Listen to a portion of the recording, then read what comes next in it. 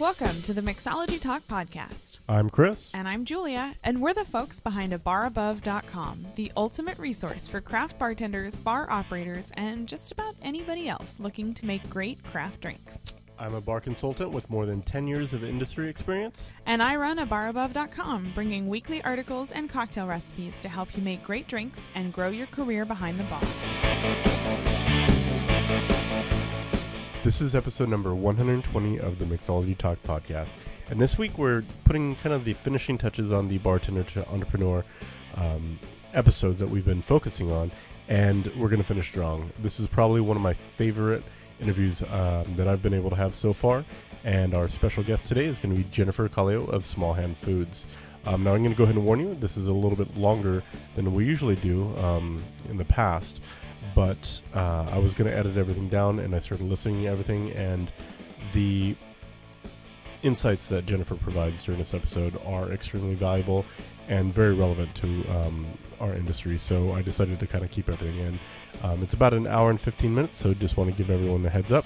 Like I said, this is a little bit longer than we usually have, but I hope you agree that it's all worth it. Stay tuned.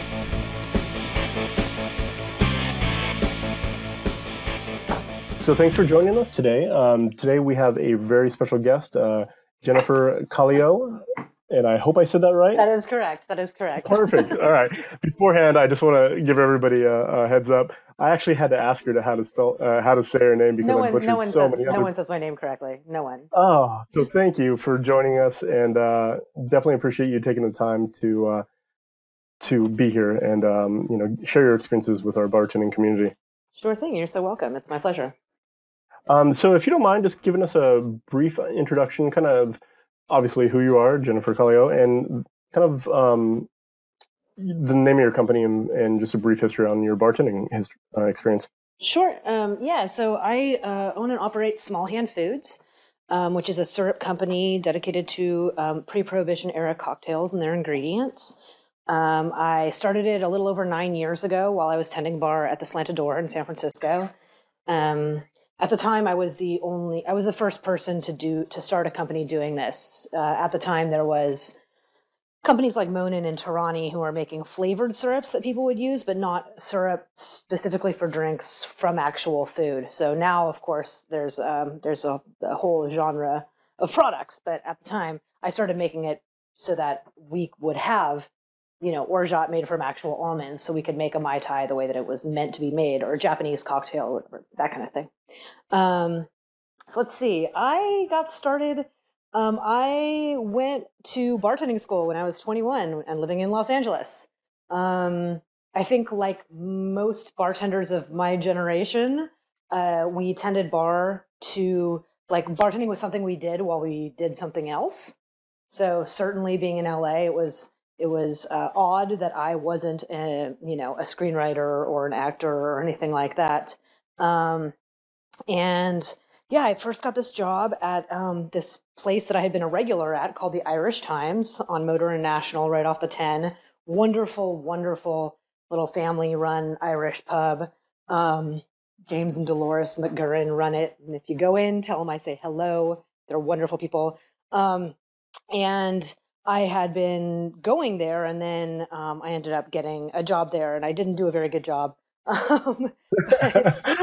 Not at all. No. I mean, no one had taught me what I'm supposed to do to, like, properly clean a bar, and then they would be mad at me when it wasn't properly clean, but, like, no one had taught me, Sure. So, anyways, one of the regulars there, this guy named Jerry, was a bartender at a fancy Southwestern restaurant on 2nd and La Brea. It was called the Sonora Cafe. It's no longer there. But he said that they were looking for a day bartender. So I at the time, I think I was also an administrative assistant at an architecture firm or something like that. And I was getting pretty bored and annoyed with that job. So I was like, oh, lunch bartender sounds great. So I went there. The place was wonderful. I mean, we were close to Paramount. We definitely got a lot of celebrities in. My first shift training, Leonard Cohen was in there drinking Pernod. Are you serious? Yeah, it was amazing. I was That is. I was like, this is so great. Oh my God. Yeah, and That must have been like when he was like just blowing up too. I mean, I don't Like, know. I fell in love with Leonard Cohen when I was in high school, which was like all the right. 90s. Uh-huh. So, and well, I guess this would have been 1998. Okay. Yeah, yeah. So I was, he had been around and established for quite some time, but Sure. it was pretty incredible. Um, Wow. yeah, so it was great. We had about 80 different tequilas and mezcals, which again for 1998 was unheard of. There was only one other restaurant in LA that had a larger collection than we did, and yeah, I mean, I was a bartender. I didn't understand anything about execution. Again, going to bartending school, you learn like the old man drinks that are all, the rage now. Right. But for years, every other place that I would work at, I was the person that my coworkers would come to me and be like, "What's in a rusty nail? What's in a That's Harvey funny. Wallbanger?" Because I remember those things. Oh Um, yeah, absolutely. so, and like we learned a lot of shit at bartending school, but I learned how to free pour really accurately, and I memorized a ton of drinks. Yeah. So I do feel like it was valuable. Anyways, so at Sonora Cafe, there wasn't a bar manager at the time. They had one, but he had been kind of demoted, but he still worked there. It was pretty awkward. Um, Oh, and that is I was learning super awkward. totally. And I was like 20. How old was I? I was 23 or something. Uh-huh. Wait, was that? Yeah, I was about 23 and 23, 24, and there was just shit that wasn't getting done, right? Like I'm a fastidious copy editor and the menus would have typos and it really bothered me. And there weren't any new drinks happening or anything like that. So I, at a certain point after being there for a year or so, and I was working night shifts at that point, I asked them, I sort of lobbied for the job of bar manager and they gave it to me. I again did not do a very good job.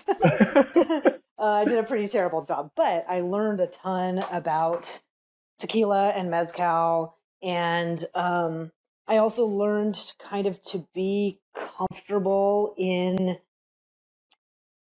how do I explain this?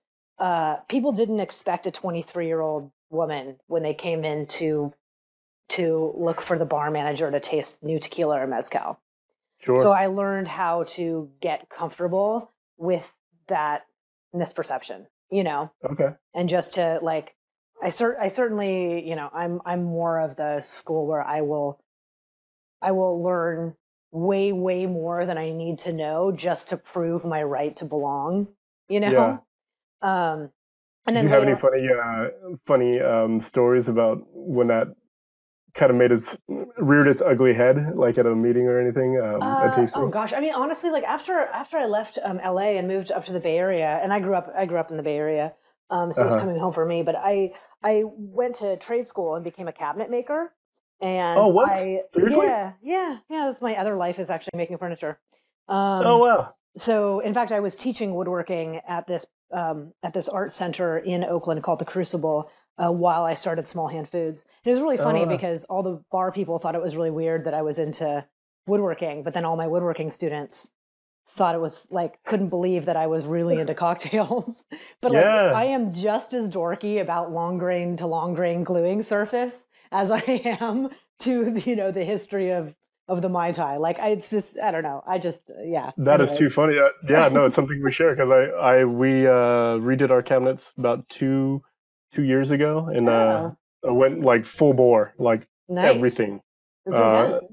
yeah, no, it's crazy. And it's just like bartending, once you start to learn the variables and stack them up, it just it's an amazing thing to conceptualize something and then have it in front of you. It's pretty Yeah. cool. Yeah. So no, that's Yeah, amazing. and I No learned idea. it. Yeah.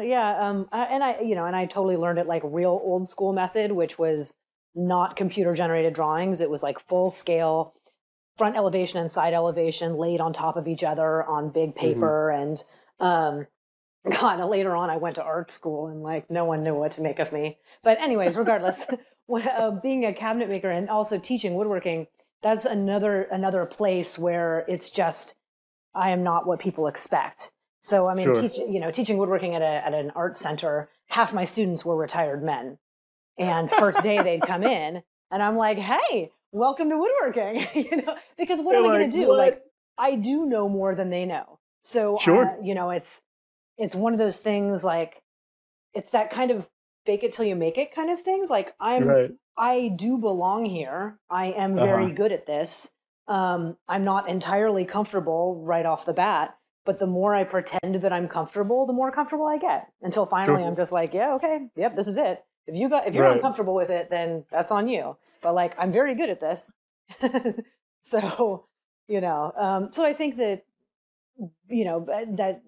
that sort of thing started with me being, a 23-year-old bar manager of a large tequila program. It's just not what people expect. And it's kind of like, well, what am I going to do? Not pursue the things that interest me, just because it doesn't fit into your like narrow window of what I should be, or what this role should be. Like, I don't know. I'm too entrepreneurial. I can't not own my own business. I have to. Right. So it's amazing. And this is kind of a perfect segue, because obviously you have a lot of diverse experience, and you could have kind of taken this in a lot of different directions. But what really made you take that jump from, all right, I'm kind of a badass in a bar, I know exactly what I'm doing, and now I want to go from managing, tending bar to owning a company? Okay. Well, first of all, I wasn't really a badass at the bar when I started Small Hand Foods. I was good, and I cared more than a lot of people at the time. But I didn't even start managing until I opened up the Interval, which was 3 years ago. So when I started, I didn't expect it to grow the way that it did. And no one knew what was going to happen in the craft cocktail industry, So I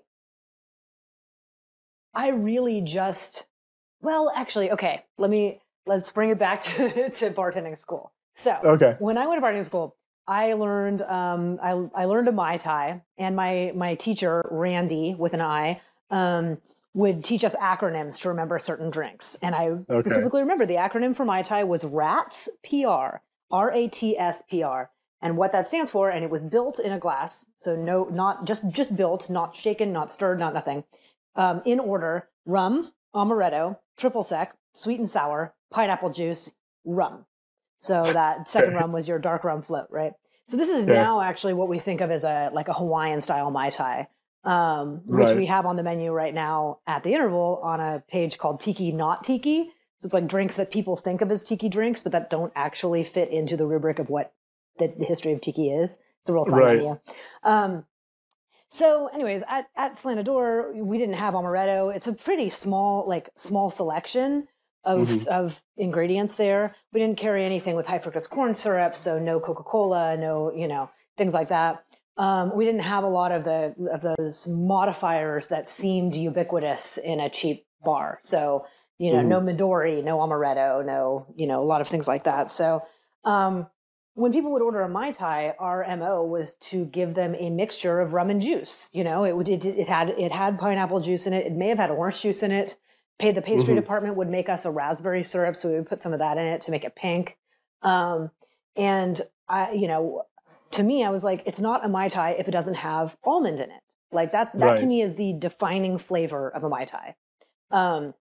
And I think honestly, Eric Adkins, who's the beverage director of the Slanador group and my mentor, he probably just got tired of listening to me bitch. So he finally,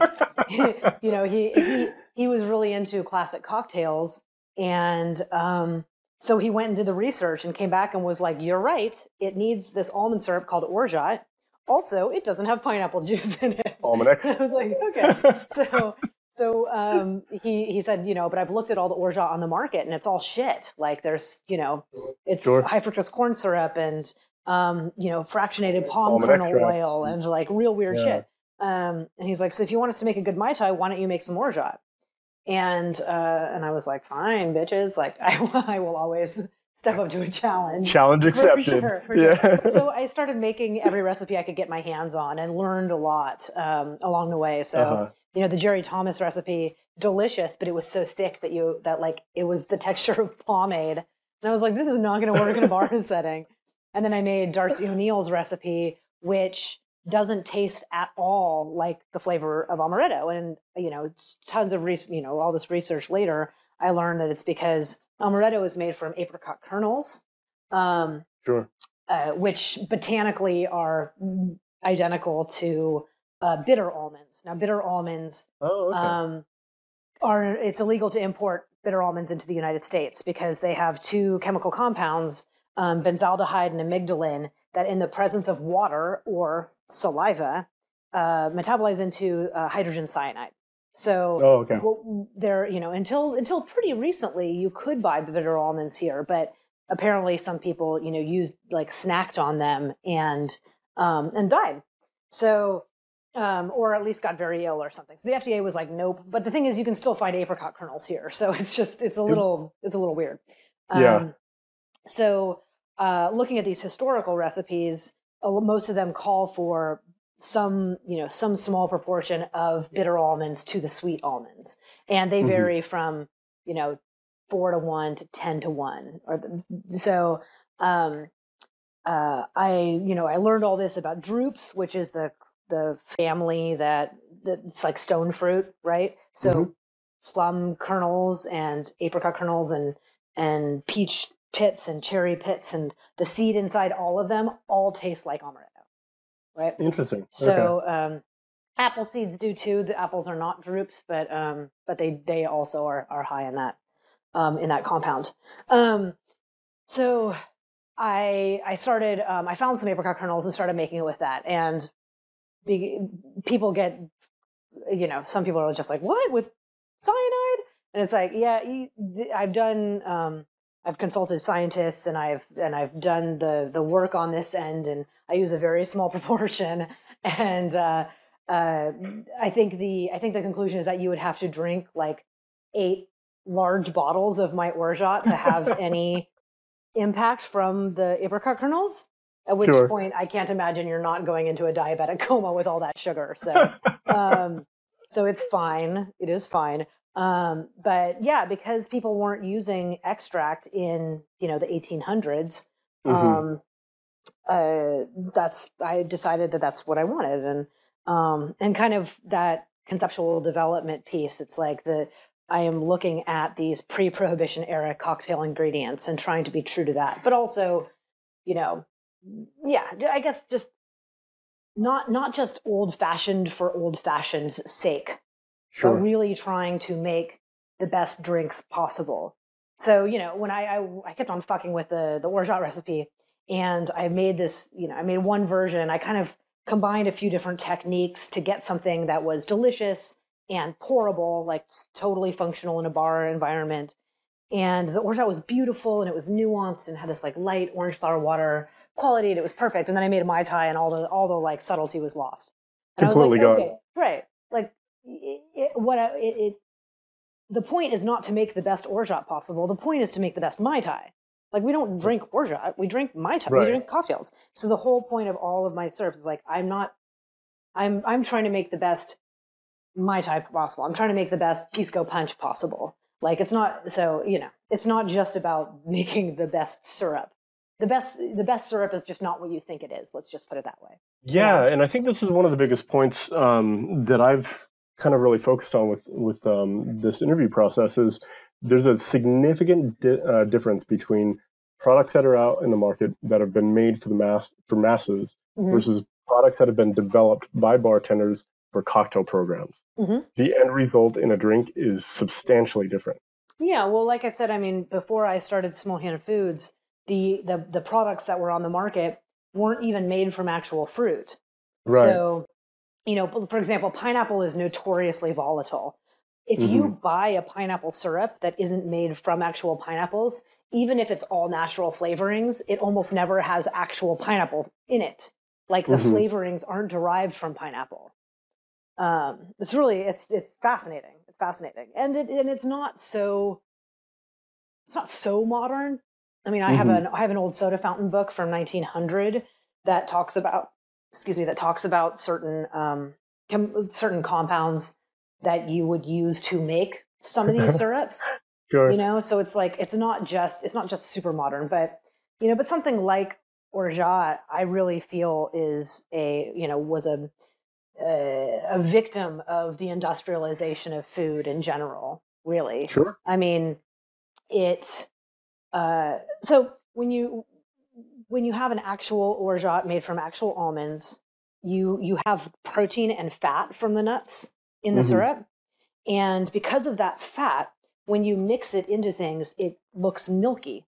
The same reason that that absinthe lushes, right? Because of the essential oils that are in there. So that provides this like sort of cloudy effect, right? Sure. When you have the worst example that I saw was the Trader Vic's orgeat. Okay. And Trader Vic's is where the Mai Tai was invented, you know. Right. So like I'm pretty sure that in 1944 they weren't using orgeat like this. But when you take away the almonds and just use almond flavoring, you don't get that cloudy effect because you're taking away the fat content. So if people are used to having a cloudy effect, you have to add fat back in. And so the Trader Vic's one adds fractionated palm kernel oil. Okay. So that it has that fat in it so that it will create a cloudiness when you mix it. But it's just like, wait a second, you know, you have taken this thing that used to be made from nuts and now like kind of made a mock-up of it, Right. using not nuts, you know. And it's still a huge thing for modern society, is this kind of divorce from actual food. It's why, you know, you go into a grocery store and you can go to the bakery section and buy a loaf of bread where the ingredients are flour, water, salt, and, you know, like natural yeast. Then you can go to the bread aisle and get a loaf of bread that also says that it's bread, but has 40 ingredients in it. Sure. Yeah. You know, like we have both, and a lot of people aren't paying attention. I think people aren't paying enough attention to those differences and the fact that there's no, you know, I don't know. Anyways. No, absolutely. And I think, you know, one of the things that we do as bartenders and cocktail creators is try to find the best possible way to use the ingredients that we have. Like, what is the best expression that I could possibly make for the final drink? You know, using products like this and developing your own syrups and tinctures and bitters and all that stuff could be a really great exercise in trying to figure all that out and paying attention to the ingredients that actually go into the final drink. Yeah, I see that all the time. I mean, when I first started Small Hand Foods, and really the orgeat and the gum syrup and the pineapple gum syrup were the three that I started with. And I remember going into this program that used to carry my products and had stopped. And they had someone in there who was like, I make all the syrups myself. And I'm like, oh, awesome. Can I taste your pineapple gum? And she gave it to me. And I was like, you use a masticating juicer, don't you? And she was like, I love my Champion. And I was like, okay, cool. I'm very specific about my process because the way that I juice my pineapples, I remove all of the fiber, but I keep the juice, which is why the product has a clarity to it. And when you use pineapple made from a masticating juicer, you're getting a lot of that fiber in there, you know? That's like still, it's being ground up, but you end up with a very cloudy product. And then you end up with a muddy or chalky texture. Same thing when people make orgeat using commercial almond milk. Like my process removes the fiber because I don't want that in the drink, but keeps the protein and the fat. If you use commercial almond milk is made by finely grinding almonds so fine into a very, very smooth paste and mixing that with water. So what you're getting is all of the nut in there. So not just the protein and fat, but you're getting the fiber as well.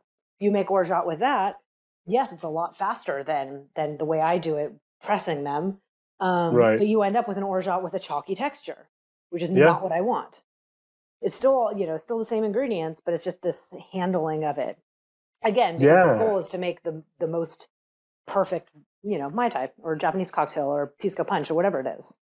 No, that's awesome. That's really cool. Did Did you actually ask the lady about her champion, and did she have a response to it, or? I asked if she had a champion. She said, yes, I love it. And I was like, okay, cool. If you don't know, if you can't tell the difference Right. between that, I'm, having some, essentially, if you don't know me, you see me as like an annoying brand rep, where I'm just like, well, this product is better than what you're making with your hands. Yeah, that's true. And You can't really win anything on that end.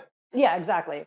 And Yeah. really, I mean, with this craft cocktail revival, so many programs now feel like house made is really what they should be doing, and not enough Yeah. people have the critical analysis to, or like they haven't developed their palate enough to be able to taste the difference. Yeah, and actually, since we're kind of on the subject, one of the things that has always frustrated me and was this kind of balance of I'm going to do everything myself, no matter how long it takes me. So Right. that way, at the end of the day, I'm spending more time developing product than I am in front of the customers. Yep. And like the cost, when you start to calculate those costs out, homemade, like house-made syrup is not always the best idea Oh God, for no, so many no. reasons. So many reasons. I mean, and Um, it's yeah. My typical customer arc goes, oh, you've started a bar program and you buy my stuff, and then like the ownership or the management or whatever just decides that like, oh, they can make it themselves, and then they do it sure. for a little while, and then they start to look at their labor costs, and then they call and then they like start to order my products again, or you get a restaurant group that's expanding and they're trying Sure. to centralize their like put together a commissary or something like that, but ultimately they end up realizing that the labor costs is so drastic, Yeah. or they expect the bar manager to do it all, and because the bar manager is salaried, so they are not paying extra hourly, and then what you end up with is a program where the bar manager is not tending bar very often, Yeah. Oh, so and plus the hours on that. I mean, that's exactly what I went through as well. Just you have your normal duties, which are about a 50-hour a week job, plus you have production on top of that. right. It's a you're signing up for a lot. There's no doubt about it. And there's enough passionate people in the industry that that could definitely work. But man, you're signing up for a lot of work. Yeah, and also you like, I mean, it seems to me that there's a lot of bar managers that aren't really paying attention, at least to the level of detail that they should, of the economics of running the bar. Sure. That Yeah. like hitting an 18% pour cost based on what you pay for your ingredients is one thing, but at the end of the day, once you're looking at all of your numbers, your comps, all of your labor costs, like all of that stuff, you get to see where your actual profit is. And a lot of bar managers that I've seen, they are responsible for the former, but not given enough information to adjust the latter. Yeah, and I think this is one of the biggest things in our industry is that we don't educate our managers enough. No, Um, no. there I is mean, very little education as far as the evolution of a bar manager. In my opinion, I've never been exposed to it except for through mentorship, finding the right people to work for. right, right. But it's really hard to get the information unless you're really purposeful and deliberate about getting it. Yeah, I mean, I also think it's just that because the craft cocktail world has exploded, has gotten so big so fast, that what you end up with is, say a restaurant that 20 years ago could have opened up and thrown a Cosmo and a margarita and a daiquiri on their menu and called it a day, and Right. just hired people who, they'd have a Mr. Boston behind the bar and they'd figure it out, and everyone free poured and fine. Now and it's so funny, I actually had a meeting yesterday with someone I'm going to do a little bit like a new program that I'm going to help out, just like a day of training with the staff, and she is the owner, and she's saying she wants them to come, like the bar staff, to come up with some interesting drinks. And through our conversation, I realized, I was like, what you're going to be fighting against is the bartenders knowing more about cocktails than you do and not respecting like the whatever it is that you want to put forth. And the way to do that, you can do it by knowing more than the staff, which is obviously how I handle my bars. But just because I'm like a stupid, like, obsessive classic cocktail book reader, and I read everything. But the way you do it is actually becoming more comfortable and saying like, hey, I don't know this thing. Let's work this out. Like learning how to find balance in a cocktail and saying, hey, I like the idea of these ingredients together. Can we put these together and try and make a good drink? And so you're kind of collectively putting, building a good kind of vocabulary for you and the staff, So anyways, I think I don't see that enough. And so what I've seen a whole lot is ownership that knows that they need to have a good bar, but don't know how to execute it. So they they look around for a bar manager, but they're not really sure what all they need from this bar manager. They just know that they need a good cocktail bar. So they expect the bar manager to, deal with every single problem on site and do, like trainings and also tend bar and also control costs and all this stuff. And you end up with these poor bar managers that are so overworked. And a lot of times they end up making less money. And I keep telling people to advocate for themselves. I'm like, if you have to drop down from bartending 4 nights a week to bartending 3 nights a week, make sure that whatever you're getting hourly or salary wise is making up for that 1 night less a week of tips. Right. Yeah. And I think it's kind of something that's backwards about our industry is if the natural progression in any other industry is the more you escalate through any program, sales or marketing or management, there's a reciprocal increase in your pay. Right. But in the bar world, you take a significant decrease in your salary in the Bay Area here anyways to have that title of bar manager, especially if you're a full-time bar manager.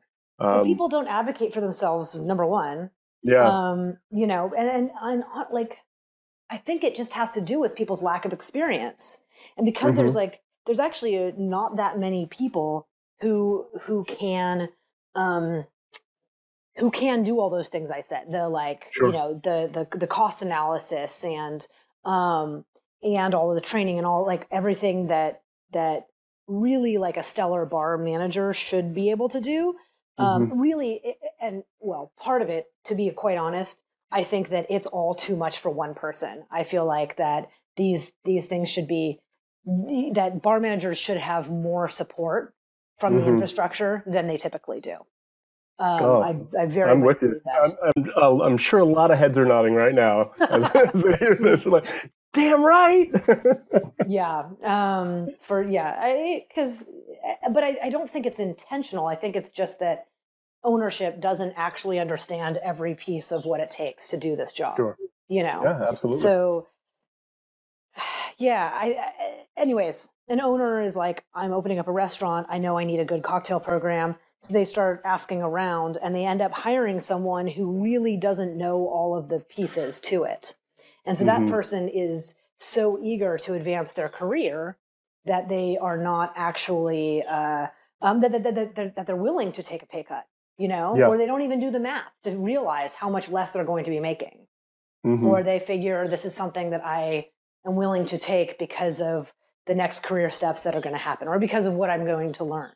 And there's a lot of people who don't have the skill set who are willing to take less money. Yeah. And so then you end up with people who are trying to start consultancies who are being underbid by people who are not as qualified. And the ownership doesn't know. The ownership doesn't know what it takes. They just know that they need a good bar. So there, of course, I mean, restaurants are notoriously slim profit margins. So of course, why wouldn't you take the lower price person? Sure. And you've got a big pool of people who are willing to do it for less. Yeah, and then absolutely. You end up with people who are actually good at it and understand all the pieces who, are struggling to get the jobs. It's kind of, I don't know. I think that there's a number of things that need to happen, that need to change. And as I'm putting together, the my own project, I'm looking at all of this stuff, like how I can change the employment model to better serve my staff, to make the restaurant or make the bar more profitable, but also be able to funnel that back into the staff, so that I can have a more dedicated staff. So then you end up with these bar managers who open up a program, are working 80-hour weeks. The ownership is annoyed that they're not doing everything that they expected them to do, and then the bar manager quits, and it's like, okay, but there's someone else in line. Right, yeah. Exactly. No, it's true. I'm like getting goosebumps like during this entire conversation, like PTSD flashbacks going on right now. They're like, oh, I remember that. Absolutely. Yeah, for sure. No, and it's one of the things that we always get emails from. They're just like, look, I'm in this world. I've done this job for a very long time. I don't know what to do next. And I think that's one of the reasons I'm so interested in kind of showing a different model and kind of, saying there's a better way to do it. If you're entrepreneurial minded, here are a couple different examples of people that have gone out on their own and done these things. And hopefully kind of create a different mindset of, the skills I'm developing now are definitely going to work for me later on as a business owner. So that was a segue into a question I have for you is, obviously you have a lot of experience with flavor extraction and refining flavors and delivery and all that. But what other skills have you developed as a bartender that have been really instrumental for you as a business owner? Well, a lot of it is really just, not a lot of it, but a significant part of it is quite simply the ability to be charming on demand. Interesting. Yeah. I found that to be fantastically useful. And now as I'm, putting, I've got, I'm bringing on investors for this bar, the bar that I'm building. That has served me very well because that's what investors want to see. Sure. And I am naturally outgoing, but I also can get socially overwhelmed, to the extent that especially if there's a lot of attention on me, I can start to get really uncomfortable. Sure. I remember years ago, it was San Francisco Cocktail Week, which obviously we haven't had in years. So I think this was 2011. I got an award for a trail, like the Trailblazer Award or whatever it was. And at the after party, there's all these bar stations set around, and I knew all the bartenders, and I'm sitting there carrying this fucking award in a dress. And I'm just like, and people keep talking to me, and I was just like, this is like, I was so uncomfortable that I finally went to one of my friends at one of these bartending stations and said, hey, can I come back and make drinks with you for a bit? And I kicked off my shoes under the table and just started making drinks because I'm like, I'm much better. Right. Like you're more comfortable in that environment. Yeah. Where I have this bar between me and you, where the focus is now on me giving you an experience that you're going to enjoy. So if I can do that, then So I think bartending has taught me that, where sometimes like at Slanador, where there's 4 bartenders every night, and you could, well, at least at night we had set stations, but at lunch we didn't. And sometimes you would say, okay, do you want to work the service well, where you're not really talking to people, or do you want to work personality, where you are talking to people? And some people have the mindset of like, I don't really feel like talking to anyone. I'm just going to do the service well. And then another kind of person would say, I don't really feel like talking to people, so let me be personality, because it'll like get you out of it, get you out of that mindset. And I find them both useful at different times, but certainly there are times in which when I am feeling uncomfortable or not particularly social, that being a bartender, that giving that service turns my night around, makes me happier, you know?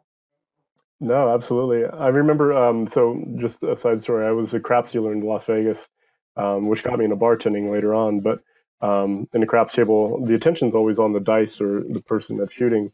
And I wanted to develop myself in gaming, so I took the job as a blackjack dealer. Mm-hmm. And so I practiced shuffling and all that stuff, and finally got on my first live game. And I go into the game, and all of a sudden, with craps, everyone's looking around and not paying attention to you. And at the 21 table, the blackjack table, everybody is staring at you. It is probably one of the most like nail on a chalkboard, moments of just like, holy cow, I have to entertain these people. Like I'm the only source of entertainment. Yeah. It was completely unnerving. And so I remember the first shuffle I did, we had six decks of cards, and it's probably 12 inches tall. Sure. I sprayed the entire deck all over the place, which means like cards everywhere. And I'm just like, oh, this sucks. This is not a good start. But that absolutely translated into my bartending, being able to deal with people one-on-one and, going out and being able to have those instantly charming, like you mentioned. But yeah, that was my first shift behind 21. And after that, I hated it. Completely hated it.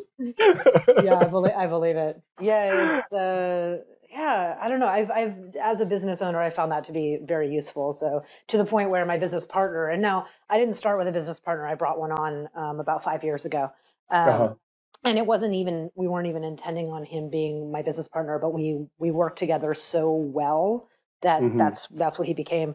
But we had like the first bank loan we got. We had to do a presentation we got it through this nonprofit in San Francisco called TMC Working Solutions. And they provide, like business loans to small, up and coming companies. And we had to do, it's so ridiculous because at this point we've gone through so many loans and lines of credit and paid them all back. And really with a small business like this, it's really that cash flow that will destroy you, where I have to pay up front for all the ingredients and all the production, and then we ship it out, and then, the distributors pay us net 30. So it's like, I need to float, $100,000 every month. Sure. So having lines of credit and having loans where like the business is totally profitable, it's just, we just don't get to keep very much of that money, because we just keep on growing. But anyways, doing a presentation for this board at TMC Working Solutions, it's like I made cocktails for everyone because I'm good at it and I'm charming. And the idea is I need to make you want to give me money. So that I do think that personality thing is really, really useful. But it's also, I will say that I don't think that it is necessarily exactly as I have seen younger bartenders do it. Where there's more swagger, or they will talk about things that they don't necessarily know. I think it's far better service to say, if someone asks you something you don't know, to say like, oh, I don't know. If you know the recipe for that and I have the ingredients, I'm more than happy to make it for you. Or if you can wait a few minutes while I run upstairs and look that up, I will totally do that. If what you need to do is get a drink in your hand right now, let me make you something else. And then in 5-10 minutes, when I've got a little bit of a break, I'll look up the recipe and we'll see if we can't have that for you for your second drink, but I see a lot of people kind of bullshitting, and that's bad customer service, Right. And I think there's this weird like stigma of like almost shame of not knowing something, and considering how diverse and huge our history is as a industry, there's very few people that can know everything about our business. Right. Yeah. I mean, the further I get in this industry, the more comfortable I am saying when I don't know something. Sure. And, and part of it is also that, like, honestly, if I haven't heard of a drink, there's no reason why I should have, because of how much I read. Sure. But also just having this sense that it is right that I am here. And that's, I think, what a lot of younger bartenders and bar managers don't get, that it's like, it's okay that I am in this position with the amount that I know right now. And it's a constant growth. It's like never ending growth. Sure. I mean, I'll never be done learning.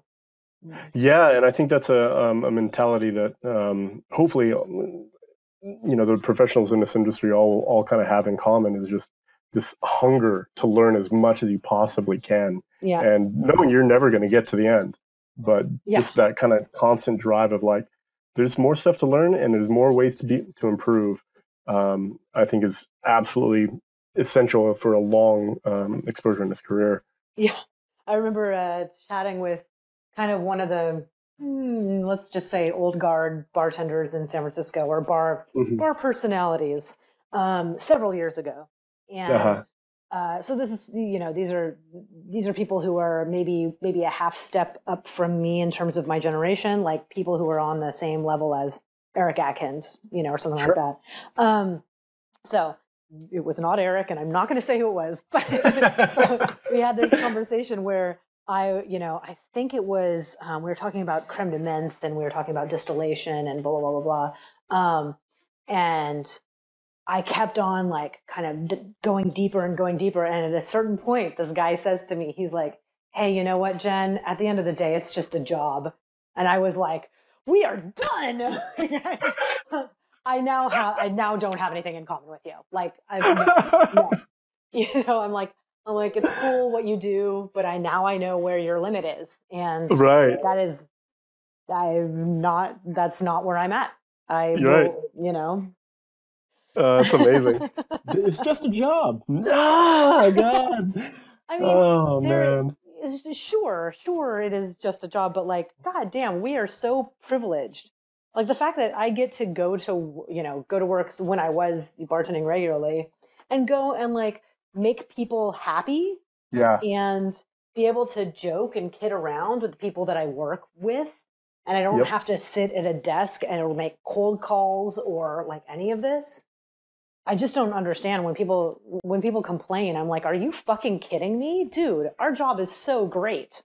It's like pretty amazing. Go be a secretary for a while and then come and tell, we're construction. That sucks. Yeah, for $16 an hour, and then come here and complain about oh, so and so didn't put away, they put the bar tools on the left side of the well when they cleaned instead of the right side. Oh dear Lord. Like, oh my God. Perspective, people. If that is what is annoying you, like, you need some fucking perspective. Right, seriously. Oh man. So let's see. So were there any kind of surprises for you along the way of opening Small Hand Foods, or any challenges that you faced? Well, I didn't intend on owning a company of this size. The whole thing was a surprise to me. Seriously? Yeah. Oh yeah. No, when I started, I was making orgeat for the slanted door. I would make it at my house, a couple liters at a time, and Eric would pay me in whiskey. Then sounds pretty damn good to me. It was great. Bear in mind that back then, Happy 12-year was our well whiskey. What? I know. Yep, Happy 12-year. Oh my God. No, I know. It was ridiculous. Like, I would just buy it to, have in my house to drink. I'm like, why the fuck didn't I buy cases and cases? Barrels of that stuff, man. Oh my God. I know. I would be a millionaire. And then, that's what I was doing. And then Thad Vogler came back from Guatemala. So Thad actually was the person who hired me at the Slanted Door. And he left. So this was summer of 2005, and he left at the end of the year to go to Guatemala for a year. And that's when Eric took over the bar program. And so a year after that, Thad came back. I had been playing around with this orgeat stuff. Gosh, was it then? No, because I started Small Hand Foods in 2008. So anyways, took a little while, but ultimately Thad was opening up the bar program at Beretta. And he had really liked the orgeat that I was making for the Slanted Door, and he asked me if I had ever worked with gum arabic, because he wanted a gum syrup and a pineapple gum syrup. He wanted to put on a pisco punch, which was created in San Francisco in 1893 at the Royal Bank Exchange, which is where the Transamerica Pyramid stands now, by Duncan Nickel. So Thad's a big Bill Boothby fan. So Cocktail Bill Boothby's got a bunch of books out there, and a bon vivant of around the turn of the century. So he wanted those. So I started playing around with those and figuring out how to work with gum arabic, and ended up coming up with a couple recipes that worked really well. And then Thad said to me, okay, so if I put these drinks on this menu at what is going to be a very busy bar, can you make enough? And I kind of looked at him and I was like, sure. And so at that point I went and I got my permits and started working out of a commercial kitchen. And yeah, for the first 2 years, I cooked more or less to order. So at that point I had Slanador, I had Beretta, and then let me see, Brooke Arthur, when she was the bar manager at Range, she wanted my syrup, so she started ordering stuff. I had when Craig Lane was the bar manager at Farallon, he started ordering my stuff. So, really when I started, I thought, there will be 6 bars in San Francisco interested in what I'm doing. And I was just going to do it because what the fuck else was I doing with my life? Sure. Like I had graduated from art school, and I had sold some furniture because I got my degree in furniture. I didn't particularly like the artist lifestyle. I found it really alienating and lonely, and I didn't like it. And it was starting to ruin art for me, like trying to figure out how to make a piece that someone is going to want to buy was kind of fucking up art for me. So I realized I was like, I don't want to try to sell art anymore. I want to keep it as something that I love. Sure. So, I wasn't doing anything else, and I definitely have this entrepreneurial mindset. But like, I just, it was unexpected, Yeah. I just didn't see it. I didn't see what was going to happen to the bar industry. I don't know if anyone did really. So yeah, anyway, for 2 years, I cooked more or less to order. So I would take orders by, on Thursdays. So I knew how many, or by Fridays, rather. So I knew how many of what ingredients to buy. And then I would soak the almonds for a few days, and then I would go into the kitchen and cook and fill the bottles and seal them and cap them and put the capsules on and label them. And I delivered everything on Thursdays, and then I would take everyone's orders again. So I did that for 2 years every week. Wow. I didn't pay myself anything. And really kind of all of most of the major expansions of my business were preceded by about a week of crying where I'm just so fucking stressed out. Right. And so at this point, Heaven's Dog has opened up. So this is about 2010. I was tending bar there once a week, and at Slanted Door 3 nights a week, and doing small hand foods. And I just kept on getting more and more business. And I was just so stressed out. And I got to the point where like I really needed to expand. And I needed to also like do that before I started paying myself. So I'm very fortunate. My mom loaned me a little bit of money. And I was able to kind of use that to supplement my income. And I went down to bartending part-time. And so I was able to, after about 6 months when I had built up the business enough to where I was able to start paying myself. But it was, when it first started, it was $500 a month, and then it was $1,000 a month. And I really, I don't make a living doing it, but I love it. I love it. And I'm a big proponent of quality of life, of lifestyle. So for me, I would rather own this business and that I feel like has integrity and make less money. And, there was also this thing in my head where I was always like, you know what? I can always pick up shifts. Yeah. If all of this goes to shit, if I do a terrible job, I can always pick up shifts. I'm a great bartender. Yeah. So having that sort of, that like holding on to this thing where I was like, I'm going to be okay. Right. and part of it is just being a bartender and having the ability to work with my syrups in a bar setting and making sure that everything functioned well is great. And it's different from a marketing company coming up with a syrup line, Sure. Well, and we were talking before about just how much detail and how much care you kind of put into essentially every aspect of what you do professionally, but in particular about the design of the bottle. Is that something you can talk about a little bit? Yeah, sure. Yeah, I mean, for me, it really comes down to conceptual development, which is what I learned in art school. Honestly, the best thing I ever learned in art school was this idea of what do you want your viewer to think or feel when they interact with your art? Yeah. So you have to have that in mind when you create something, then you go and create it. And if your viewer is not thinking or feeling what you want them to when they interact with your work, you are failing at your job as an artist.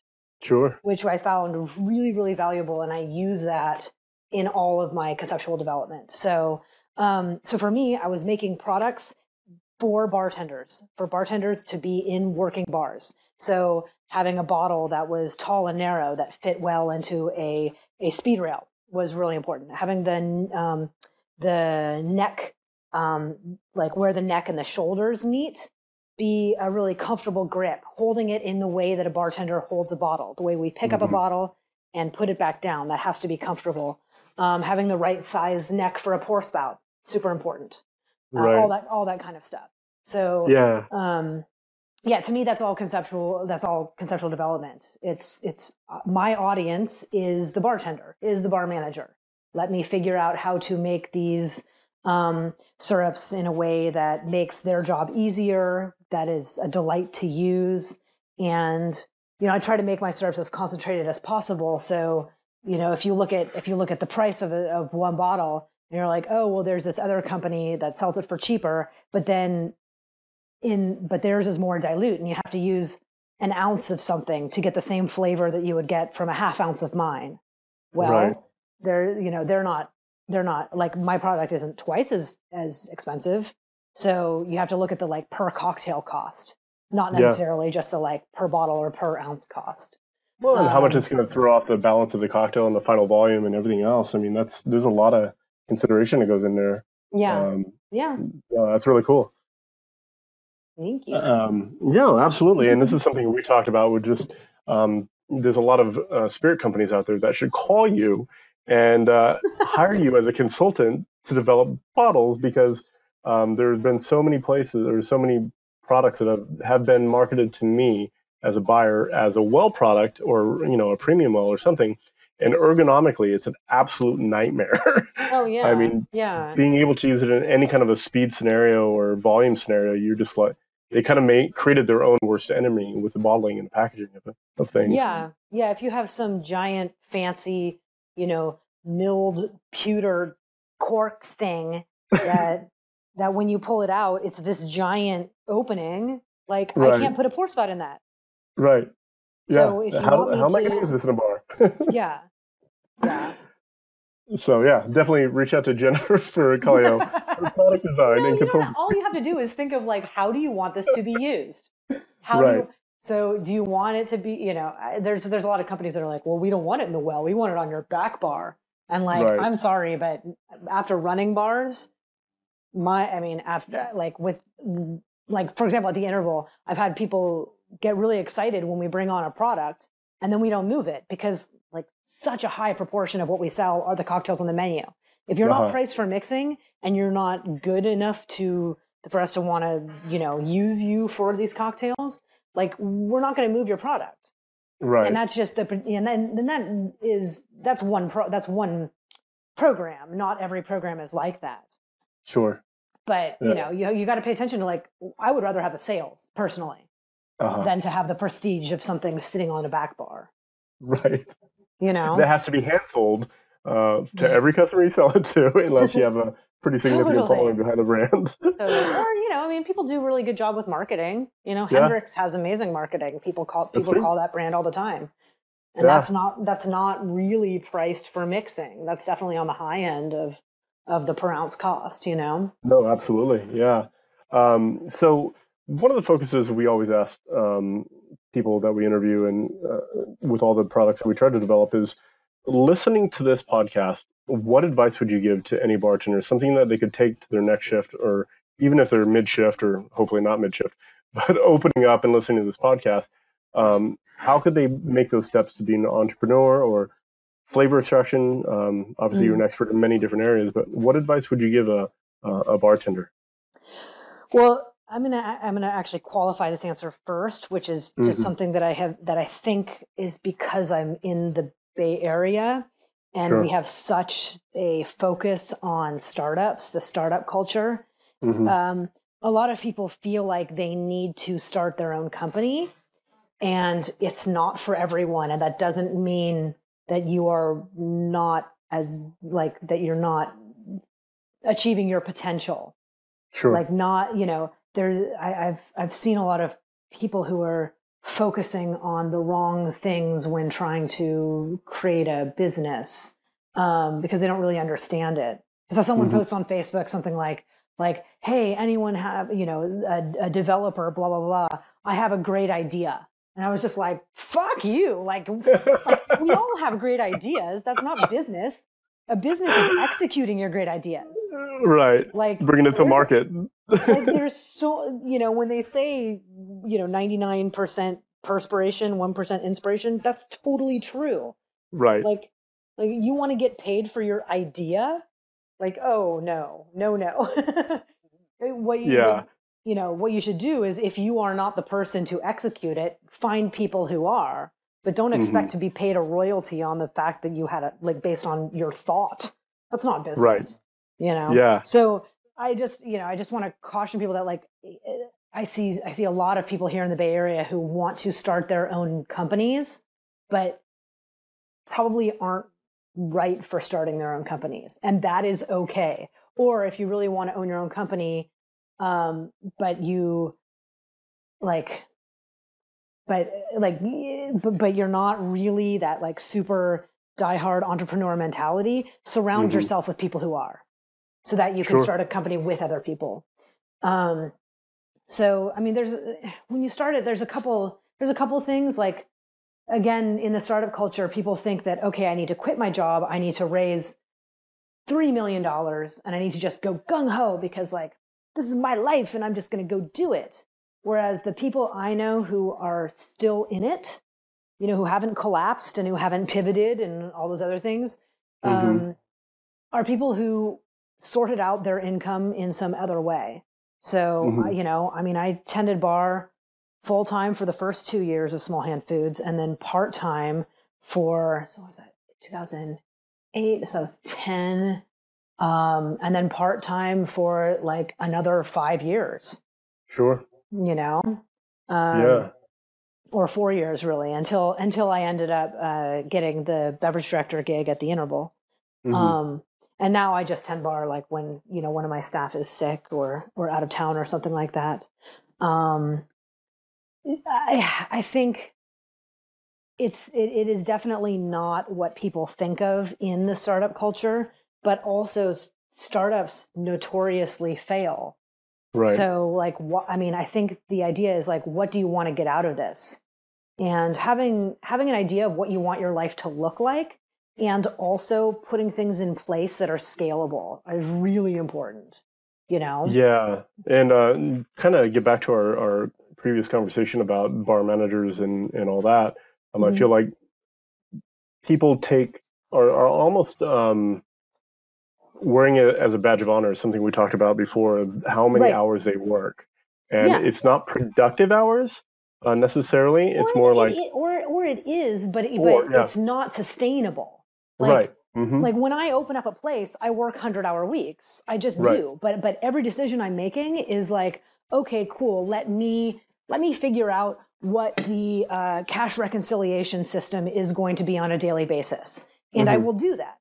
But ultimately, I'm doing it so that I can set up a system whereby I can hire someone else to do it. Right. Because it's not sustainable that I'm the person driving to the bank every week. I need to figure out where my time is best served. So I think paying attention to the scalability and to the sustainability of all of this, make sure that all of your decisions are scalable. So, for example, like I've been working on, or rather, I have a lime cordial and a grapefruit cordial that I'm going to be releasing through Small Hand Foods. Right now, I've been making these test batches by planing the citrus with a microplane, like by zesting the citrus with microplane. That's absolutely not sustainable. That is not scalable.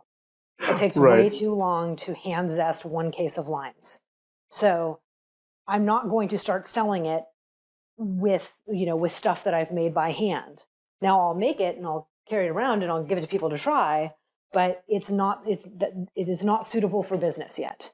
Sure. So we are buying a really super cool Turkish zesting machine, which I'm very excited about. But I'm gonna have to look it up. I have no idea what that looks like, and I'm super excited to find out. It's pretty cool. There's a couple different types of zesting machines, and I found one that's going to work really well for us. Nice.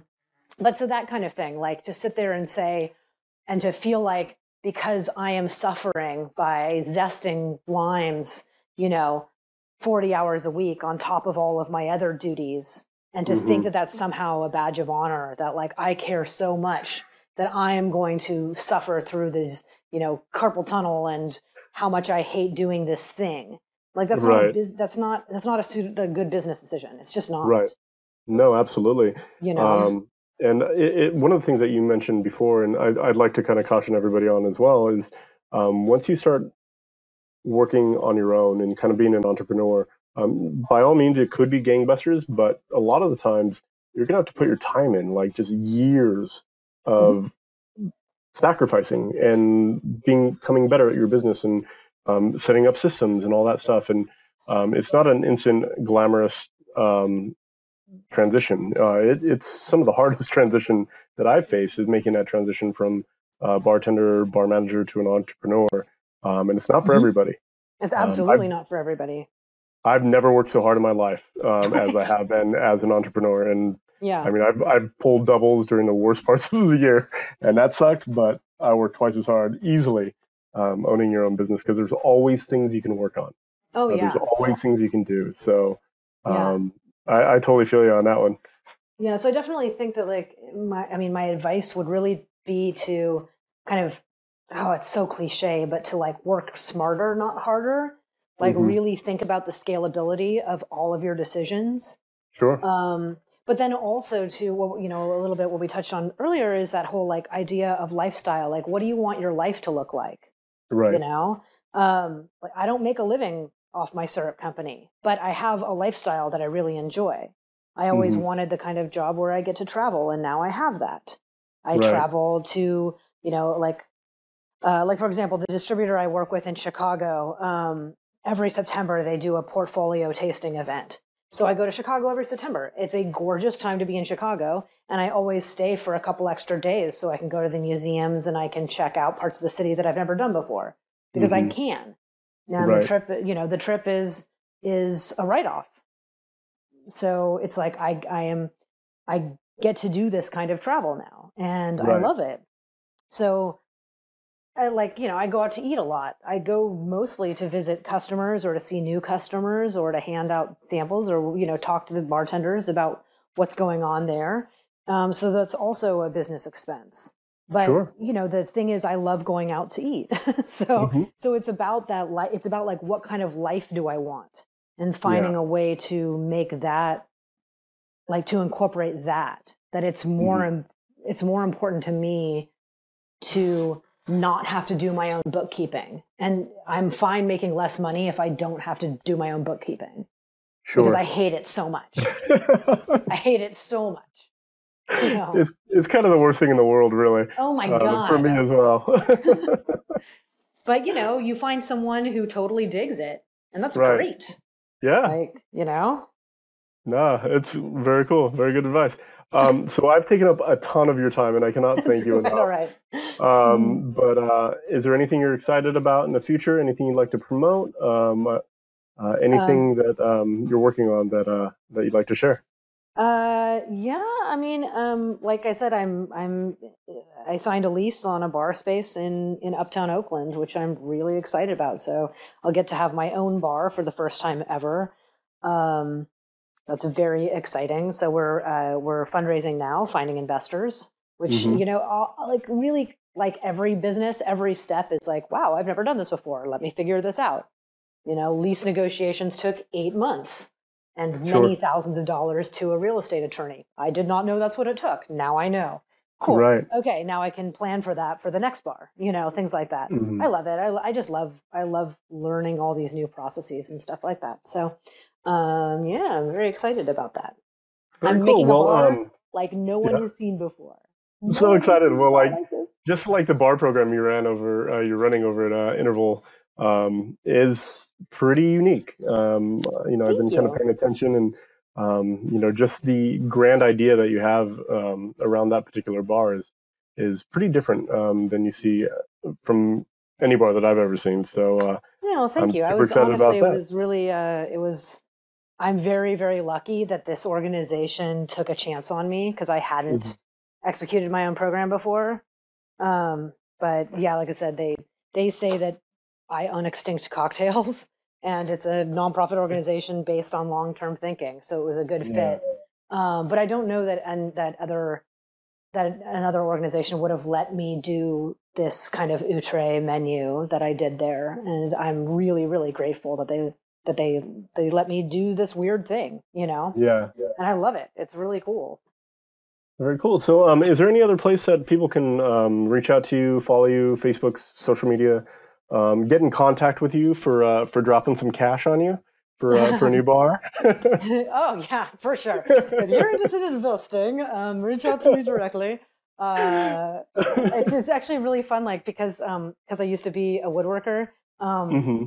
I've been hand making all of the prospectuses for the potential investors, and I belong to Tech Shop in the city in San Francisco. And laser cutting these wooden, basically these books, and making these things. So, and it's how I'm going to be making the menus for the bar itself. So it's kind of like a preview of what the menu is going to look like. Really, really fun. It's been super enjoyable. So yeah, I mean, my website is just smallhandfoods.com, singular hand, plural foods. My email address is just j@smallhandfoods.com. I've got my own personal Facebook page, which is largely business related anyways. And then I also have a Small Hand Foods Facebook page. Twitter is Small Hand Foods, and Instagram is Jennifer Collieau. So basically, there's no other Jennifer Collieaus in the country. So if you just find that, you can find me somehow. Great. And we'll put links to all your social media in the show notes. Awesome. But once again, thank you so much, and definitely appreciate all your time, and we'll talk again soon, hopefully, and can't wait to hear more about your bar. Thank you. Absolutely. Yeah, it's my pleasure.